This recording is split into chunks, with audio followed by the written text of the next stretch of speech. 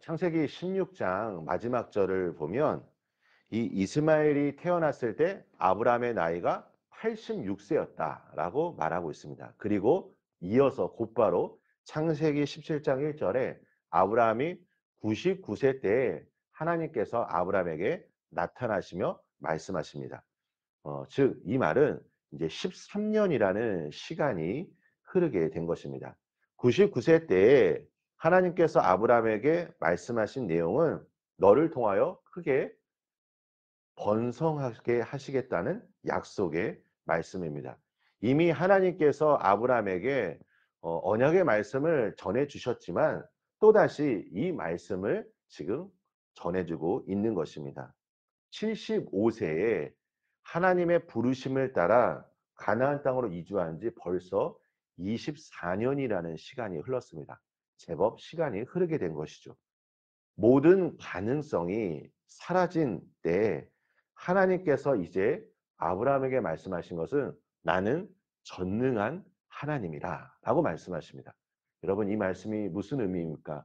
아브라함이 75세에 떠났을 때는 하나님께서 자신을 통해 민족을 이루겠다는 말씀, 나에게 자녀를 주시겠다는 그 말씀, 그 희망과 소망을 가지고 부르심의 땅으로 나아갔는데 24년이라는 시간이 흘렀는데도 이 약속의 말씀이 성취되지 않고 어쩌면 이제 불가능한 상황이라고 생각할 그때에 하나님께서는 나는 전능한 하나님이다.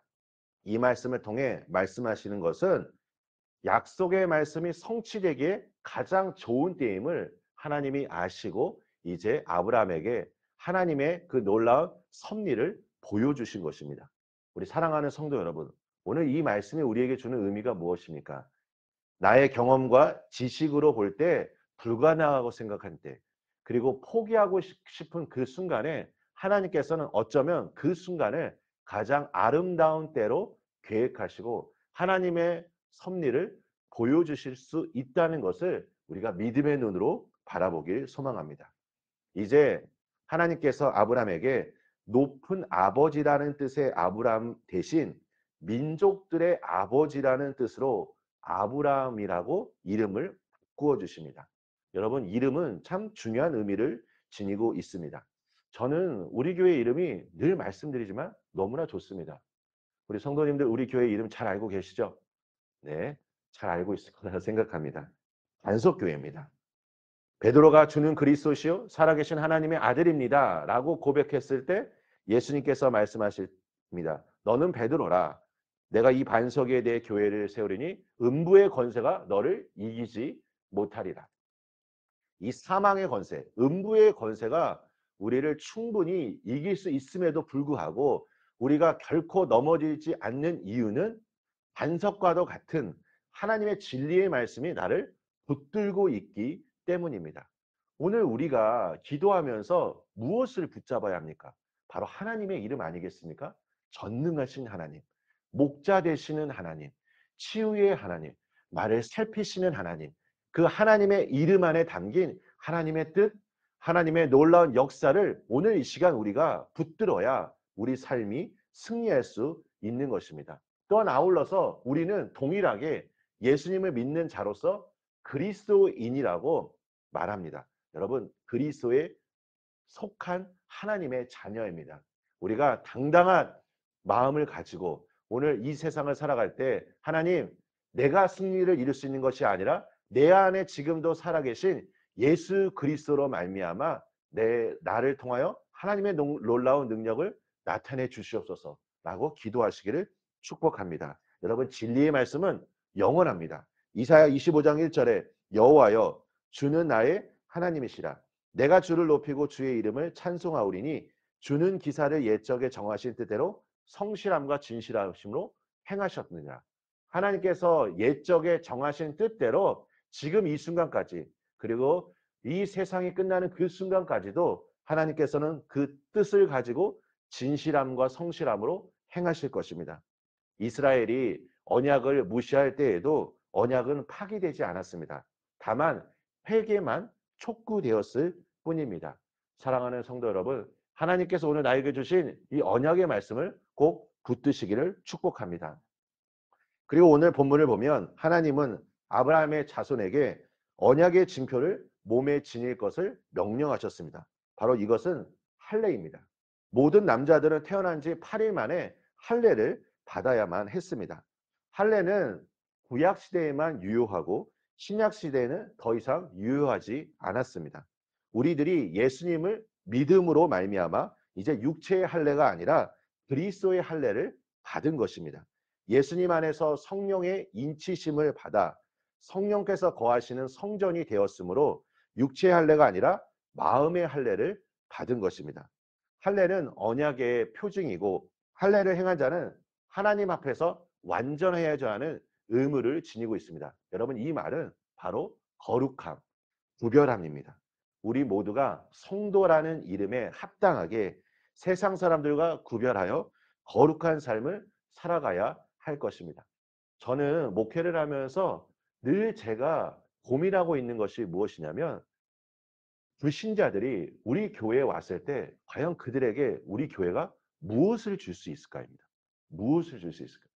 우리가 즐겨가는 음식점을 한번 생각해 보십시오. 우리 성도님들 그 음식점에 가는 이유가 무엇입니까? 맛없어서 가시는 분은 없을 것입니다. 뭐 정으로, 의리로 가시는 분도 없을 겁니다. 맛이 있기 때문에, 뭔가 특별함이 있기 때문에 그 음식점에 갈 것입니다. 우리가 세상 사람들에게 무언가를 줄 수 있는, 그들의 어떠한 부족함을 채워줄 수 있는 교회로 저는 쓰임받기를 원합니다. 이것은 우리들의 삶도 마찬가지입니다. 세상 사람들이 우리 자신을 바라봤는데 나와 별 다를 게 없네 라고 만약에 그들이 생각한다면 어쩌면 우리의 신앙을 한번 돌아볼 필요가 있습니다. 우리는 예수님을 믿는 자입니다. 우리는 세상의 사고방식을 가지고 살아가는 것이 아니라 하나님 나라 안에 있는 그 가치관을 가지고 살아가는 존재들입니다. 하나님의 말씀을 가지고 살아가는 자들입니다. 하나님을 믿는 자녀로서 세상과 구별되어 이 세상에 있는 사람들이 우리를 통해 하나님의 사랑을 볼 수 있도록 오늘 이 시간 주님 앞에 기도하십시오. 구하는 자에게 주시겠다고 말씀하였습니다. 무엇을 구하시겠습니까? 바로 성령의 놀라운 충만함, 성령의 놀라운 은사, 그리고 하나님 나라에 속한 그 모든 신령한 그 부분들을 주님 앞에 구하십시오. 그 받은 것을 가지고 세상 속으로 나아가십시오. 그리고 세상 속에서 예수님을 믿는 자로서 하나님의 놀라운 살아계심을 증거하시기를 간절히 소망합니다. 우리가 유념해야 할 것이 있다면 오늘 이 할례는 하나님과의 언약을 말씀해 주면서도 또한 하나님과의 관계가 얼마나 우리에게 중요한 것인지를 말해주고 있습니다. 하나님은 결코 포기하지 않으십니다. 하나님은 오늘 우리에게 말씀하실 것입니다. 그 주님의 은혜가 오늘 내 삶 속에 임하여 승리하는 우리 모든 성도님들 되시길 예수님의 이름으로 축원합니다. 우리 함께 기도하겠습니다. 하나님 아버지, 감사합니다. 아버지 하나님, 내가 부족하고 내가 연약하기에 오늘 이 시간 하늘에 속한 그 신령한 복을 구합니다. 주님, 나를 이끌어 주시고 나의 삶을 인도하여 주시고 오늘 나와 동행하여 주셔서 하나님, 내가 믿음의 눈으로 이 세상을 바라보게 하여 주시고 믿음 안에서 순종할 때 하나님의 놀라운 역사가 내 삶 속에 나타날 수 있도록 축복하여 주시옵소서. 아버지 하나님, 우리가 세상 속에 거하면서 세상 사람들과는 다른 하나님 나라 안에 있는 여러 가지 그 은혜와 그 사랑과 기쁨을 가지고 주님의 사랑이 필요한 모든 사람들에게 하나님의 살아계심을 증거할 수 있도록 축복하여 주시옵소서. 오늘 나의 삶을 붙잡아 주시옵소서. 오늘 이 시간 내가 기도할 때 우리의 눈이 열려지게 하여 주시옵소서. 하나님을 더 온전히 알아가게 하여 주시옵소서. 불가능하다고 생각한 그때에 오늘 아브라함에게 하나님께서 나는 전능한 하나님이라 라고 말씀하신 것처럼 하나님의 뜻을 보여주시옵소서. 그리고 그 뜻을 확신하며 우리가 담대하게 삶의 현장으로 나아가게 하여 주시옵소서.